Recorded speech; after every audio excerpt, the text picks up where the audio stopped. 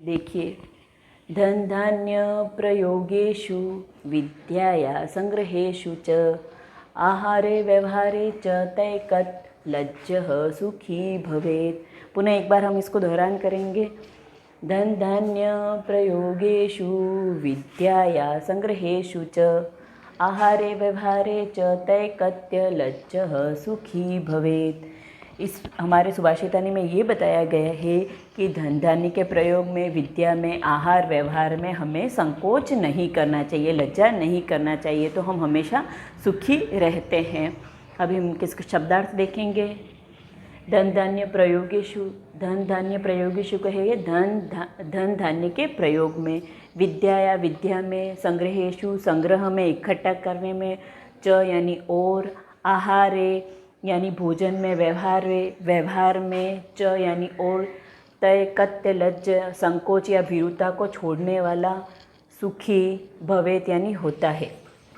अब इसका अर्थ, प्रस्तुत श्लोक में संकोच अथवा लज्जा कहाँ नहीं करनी चाहिए, इसका सदुपयोग देते हुए कहा गया है कि धन धान्य के प्रयोग में, विद्या प्राप्ति में, भोजन में, व्यवहार में संकोच या लज्जा को छोड़ देना चाहिए।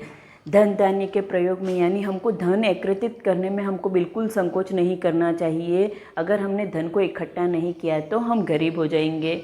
विद्या प्राप्ति में, जब विद्या प्राप्ति की बात आए, हमको कुछ नहीं आ रहा है तो उसको प्राप्त करने के लिए भी हमें संकोच नहीं करना चाहिए। कुछ हमें नहीं आता है तो हमें वो भी पूछना चाहिए।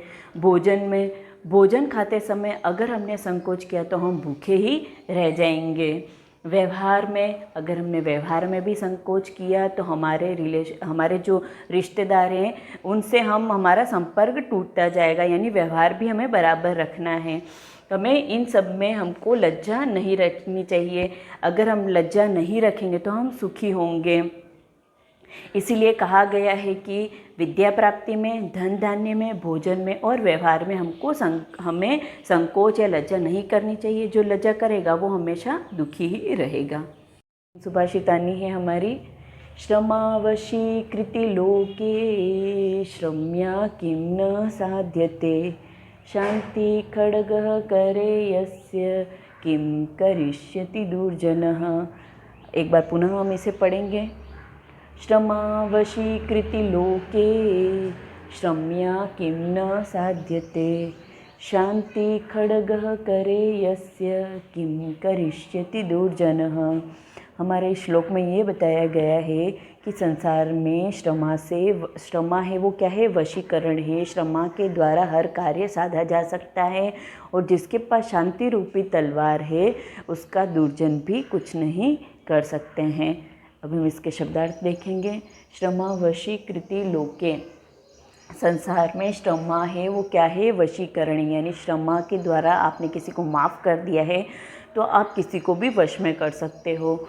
श्रम्या यानी क्षमा के द्वारा, किम यानी क्या, न यानी नहीं, साध्यते यानी साधा जा सकता है, शांति खड्गः शांति की तलवार, करे यानी हाथ में, यस्य यानी जिसके, किम यानी क्या, करिष्यति करेगा, दुर्जनः यानी दुर्जन, यानी शांति रूपी तलवार है उसका दुर्जन भी क्या कर सकता है। अब हम इसका अर्थ देखेंगे। प्रस्तुत श्लोक में श्रमाशीलता के महत्व को दर्शाते हुए कहा गया है, यानी यहाँ पर श्रमा की महिमा का वर्णन किया गया है। श्रमा से आप किसी को भी अपने वश में कर सकते हैं, चाहे वो दुर्जन ही क्यों ना हो। श्रमाशीलता से संसार में सभी को वश में तथा सभी कार्य है जो सिद्ध किया जा सकता है। अगर आपके आपका कोई मित्र है और उसने आपको कुछ कहा है, अगर आपने उसको माफ़ कर दिया तो वो मित्र है वो आपका कुछ नहीं कर सकता। ऐसे ही दुर्जन व्यक्ति जो आपको बहुत कुछ कह रहा है और अगर आपने उसको माफ़ कर दिया है तो वो दुर्जन व्यक्ति है, वो आपका कुछ भी नहीं कर सकता है। शांति रूपी तलवार होने पर दुर्जन व्यक्ति भी उसका कुछ भी अहित नहीं कर सकता है। अगर आपने उस दुर्जन को कुछ कहा है उसने आपको और आपने उसको माफ़ कर दिया तो वो दुर्जन क्या करेगा। इसी तरह श्रमाशीलता एक सर्वश्रेष्ठ शस्त्र माना है। श्रमा को ही क्या है, सर्वश्रेष्ठ शस्त्र माना गया है। सुभाषितानी का दोहरान करेंगे, देखेंगे। पृथ्व्यां त्रीणि रत्नानि जलमन्नं सुभाषितं मूढे पाषाणखण्डेषु रत्नसंज्ञा विधीयते। दूसरे हमारी सुभाषितानी है। सत्येन धार्यते पृथ्वी सत्येन तप्ते रविः सत्येन वाति वायुश्च सर्वं सत्ये प्रतिष्ठितम्। तीसरी हमारी सुभाषितानी है। दाने तपसि शौर्यं च विज्ञाने विनयेन विसम्यो न हि कर्तव्यो बहुरत्ना वसुंधरा। चौथी हमारी सुभाषितानी है। सद्भिरेव सहासित सद्भिः कुर्वित संगीतम् सद्भिः विवादं मैत्री च नासद्भिः किंचिदाचरेत्। पांचवी, धन धान्य प्रयोगेषु विद्याया संग्रहेषु च आहारे व्यवहारे च तैकत्य लज्जः सुखी भवेत्। श्रमावशीकृति लोके श्रम्या किं न साध्यते शांति खड्गः करे यस्य किं करिष्यति दुर्जनः। इस तरीके से एक बार हम इसका अर्थ भी देख लेंगे।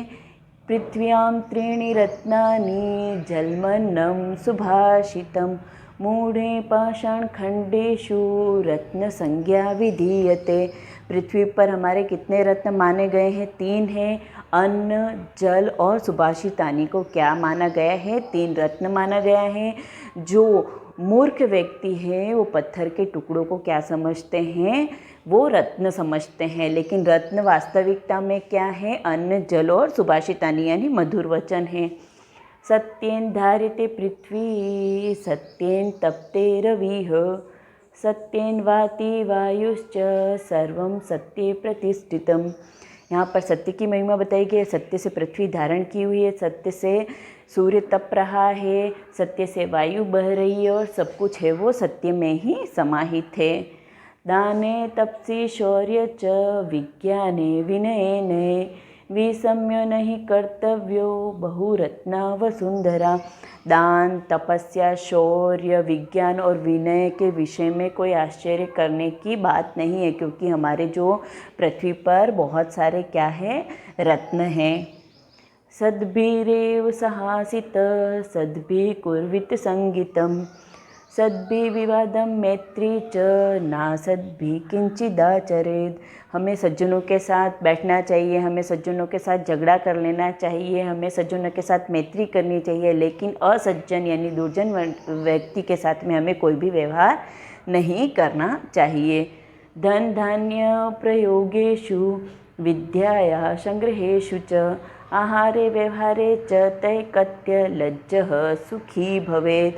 धन के प्रयोग में, विद्या के संग्रह में हमें, आहार व्यवहार में हमें लज्जा नहीं करनी चाहिए। अगर हम लज्जा करेंगे तो दुखी होंगे और अगर हमने लज्जा नहीं की तो हम क्या होंगे? सुखी होंगे। श्रमावशीकृति लोके श्रम्या किं न साध्यते शांति खड्गः करे यस्य किं करिष्यति दुर्जनः। श्रमा है वो सभी को वश में कर सकती हैं और जिसके पास श्रमा रूपी तलवार हाथ में है वह किसी भी दुर्जन को अपने क्या है? वश में कर सकता है। दुर्जन भी उसका कुछ नहीं कर सकता है। इस तरीके से आज हमने हमारा प्रथम पाठ है सुभाषितानी का, वो हमने पढ़ा।